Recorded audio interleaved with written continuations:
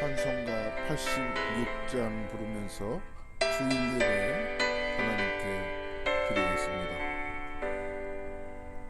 내가 늘 의지하는 예수, 나의 상처인 심령을 불쌍하게 여기사 위로하여 주시니 기쁘신 나의 좋은 친구. 내가 의지하는 예수, 나의 사모하는 친구. 나의 기도 들으사 응답하여 주시니 기쁘신 나의 좋은 친구.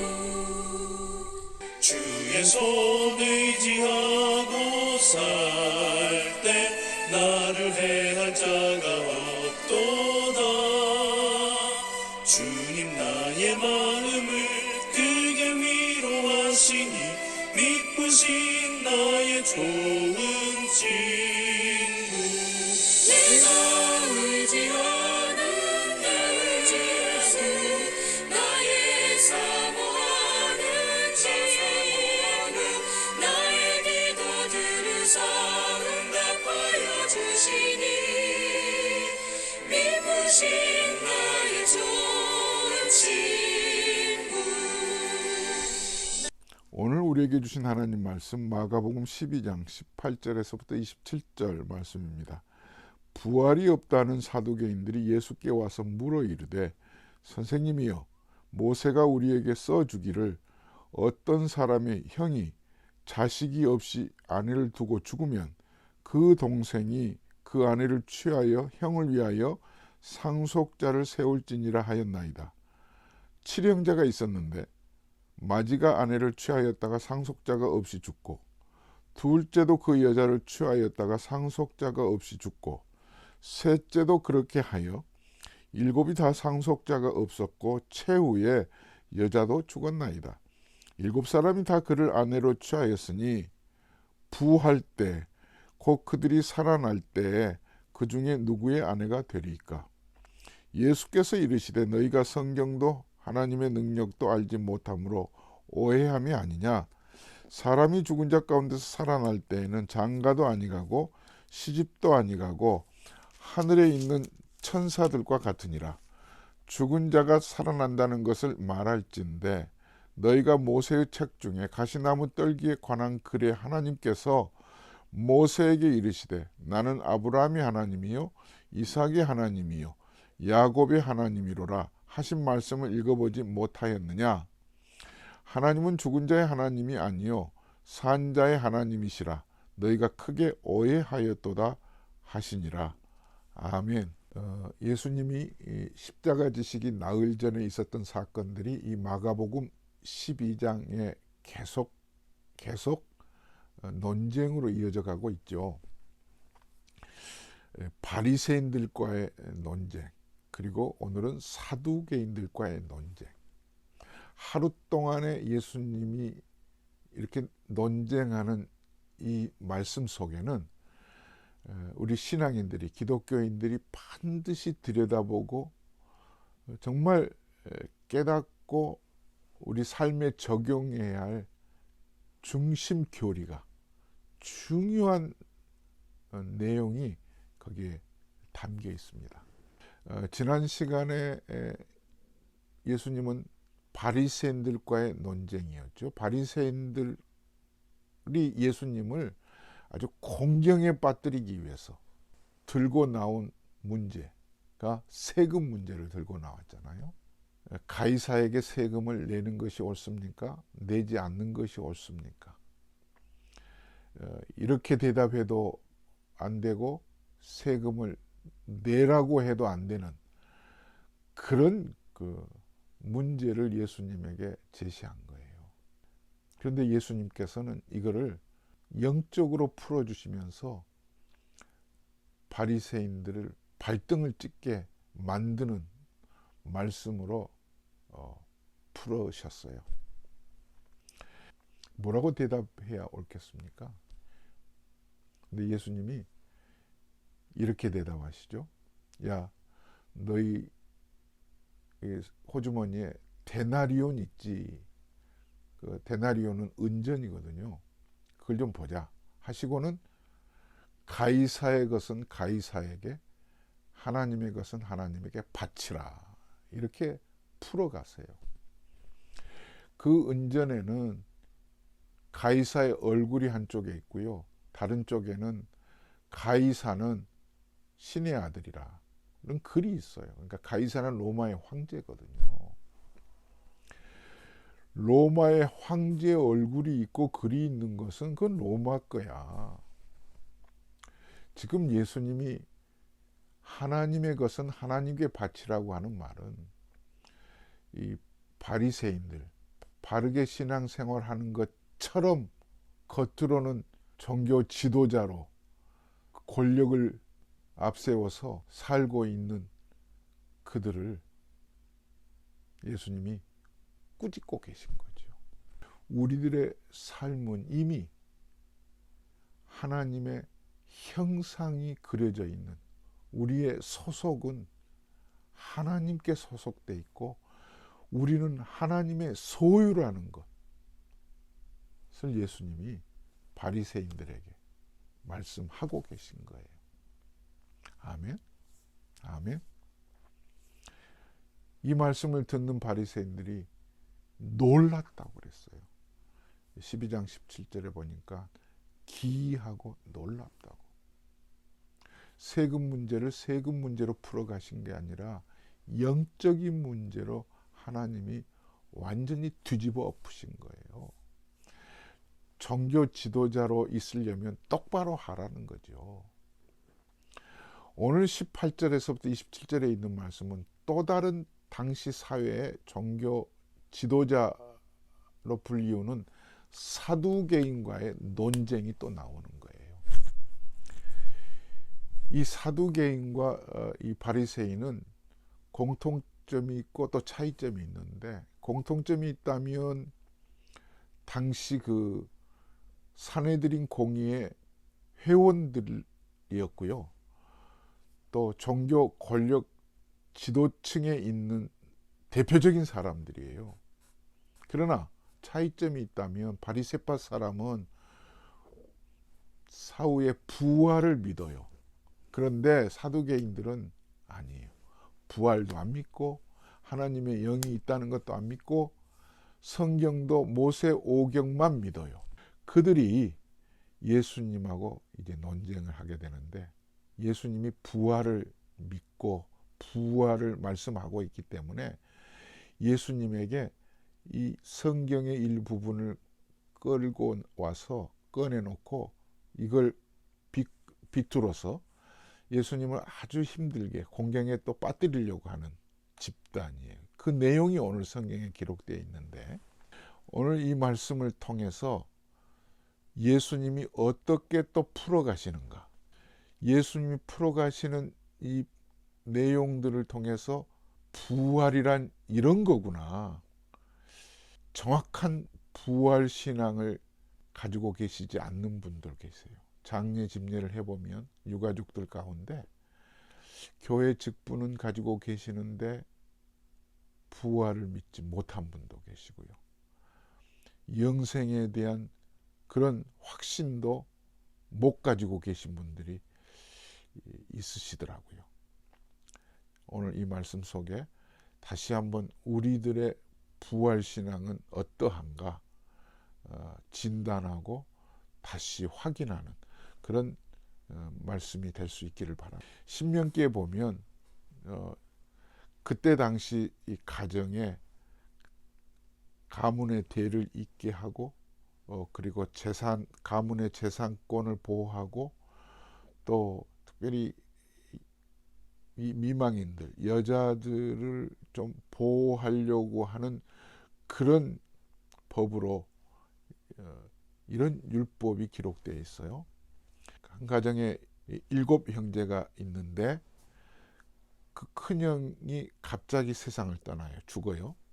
그러면 상속자가 없이 죽었을 때 그 아내는 다른 데로 시집 가서는 안 돼요. 그 형제 중에 아내로 들어가야 되는 거죠. 그 질문을 지금 사두개인들이 예수님에게 꺼내고 있는 거예요. 여러분 같으면 이걸 어떻게 풀어갈 수 있겠어요? 이랬을 때 나중에 부활 후에 그 아내는 누구의 아내가 되겠느냐? 그러면 첫 번째 큰형의 아내로 가야 되겠느냐? 아니면 마지막 함께 살았던 막내 형제의 아내로 있어야 되겠느냐? 어찌 보면 얽혀있는 실타래죠.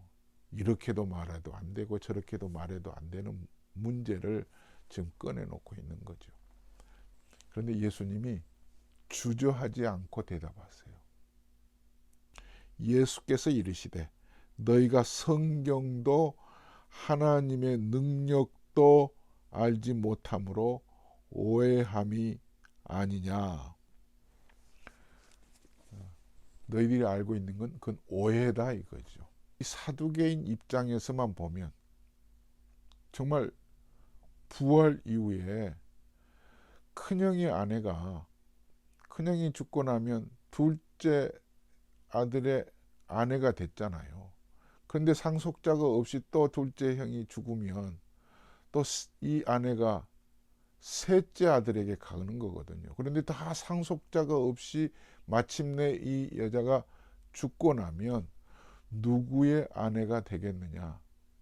정말 궁금한 부분임에 틀림이 없어요. 부활을 믿는다면. 그러니까 이 사두개인들은 그러므로 부활은 없습니다, 이렇게 말하고 싶은 거죠. 근데 예수님께서 하시는 말씀이 뭐였어요? 너희가 성경도 하나님의 능력도 알지 못하느냐. 오해다 하시면서 풀어가시는 거예요. 부활 이후에는 25절 사람이 죽은 자 가운데서 살아날 때는 장가도 아니가고 시집도 아니가고 하늘에 있는 천사들과 같으니라. 내가 기독교인이다 라면 하나님의 존재를 믿는 거죠. 그래서 하나님이 세상을 만드셨다. 창세기 1장 1절을 믿는 거잖아요. 하나님이 태초에 천지를 창조하시니라. 하나님이 세상을 만들었다고 하는 이 세상의 출처가 하나님으로 왔다는 것을 믿는 게 기독교인들에게 있어서 중요한 교리예요.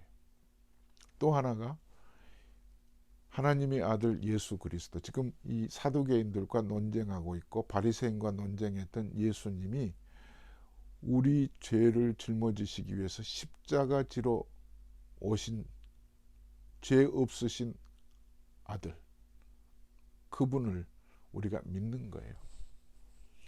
요한복음 3장 16절에 있는 말씀처럼 하나님이 세상을 이처럼 사랑하사 독생자를 주셨으니 이는 저를 믿는 자마다 멸망치 않고 영생을 얻게 하려 하심이니라. 아멘. 하나님의 아들 예수 그리스도는 하나님과 동등 되신 분이에요. 그러나 동등됨을 취할 것으로 여기지 아니하시고 자기를 비워 종의 형체를 가져 사람의 모양으로 나타나셨음에 자기를 낮춰 죽기까지 복종하셨으니 십자가에 죽으심이라. 빌립보서 2장 6절 7절에 있는 말씀이에요. 이렇게 하나님이 우리를 사랑하셔서 우리 죄를 용서해 주시기 위해서 아들을 이 땅에 보내주신 사건이에요. 이걸 성육신이라고 그러죠. 이 예수 그리스도가 죄 없으신 하나님의 아들이라는 걸 믿는 게 중요해요. 그리고 또 하나 믿어야 될 게 이 삼위일체 중에 또 하나 성령님을 믿는 거예요. 보혜사 성령님은 이미 태초에 하나님과 함께 계셨던 그분인데 우리를 이끌어 가시기 위해서 성경을 풀어주시고 냉랭한 가슴을 말씀으로 뜨겁게 달구어 주시고 내가 죄인인 것을 깨닫게 해주시는 그런 역할로 성령님께서 우리에게 와 계시다는 것, 이걸 믿는 게 중요해요. 그리고 오늘 이게 이 사두개인들이 믿지 못하는 이 부활의 문제, 이게 중요한 문제거든요. 부활이 있다면 사두개인들이 꺼내놓고 있는 문제, 이 안에는 누구의 부인이 되겠느냐. 여러분, 부활 이후의 천국의 모습은 이 땅에서 살아가고 있는 우리 생활의 환경과는 달라요. 천국에서는 천사와 같다고 말씀하시고 장가도 가지 않고 시집도 가지 않는다고 예수님이 말씀하고 계시잖아요. 그러니까 이 땅에서의 결혼과 같은 이런 가정 환경이 천국에서 이어가지 않는다는 거죠. 그러니까 이 땅에서 가지고 있는 이 삶의 형태가 연속적인 것도 있겠지만 비연속적인 것이 있다는 사실을 우리는 말씀 속에서 찾아보고 받아들여야 되는 거죠. 예수님이 하시는 말씀, 너희들은 오해야. 우리가 상상할 수 없는, 우리의 가지고 있는 이런 그 이성과 지식으로는 하나님 나라에 대한 부활 이후의 그 모습을 우리는 헤아려 볼 수가 없는 거예요. 그러므로 먼저 우리가 깨달아야 될 것은 도무지 자기의 이성으로 받아들여지지 않는 것은 못 믿는 그런 계층이겠지 않겠어요? 그러나 하나님의 능력과 부활의 능력을 우리는 분명히 믿어요. 내가 이해할 수 없는 세계, 이 땅에서의 죽음 이후에 영원한 하나님의 나라의 삶을 우리는 성경이 말씀해 주시는 것까지 보고 그 이상의 것에 대해서는 우리는 하나님의 능력으로 풀어가야 되는 거예요. 천사들과 같다고 그랬잖아요. 천사들과 같다고 하는 것은 천사들은 하나님과의 깊은 사랑의 릴레이션십을 갖는 거죠.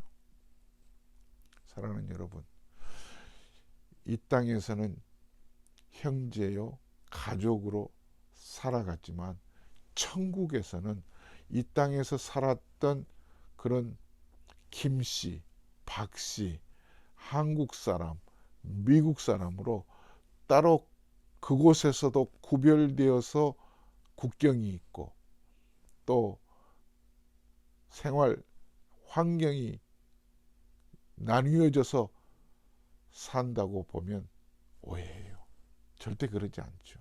거기에는 김씨성도 필요 없고 박씨성도 필요 없고 미국인, 한국인 국적도 필요 없는 오직 하나님의 나라 백성으로 하나님과의 사랑의 관계로 주님과의 깊은 그런 릴레이션십으로 노래하고 찬송하고 살아가고 있는 거죠.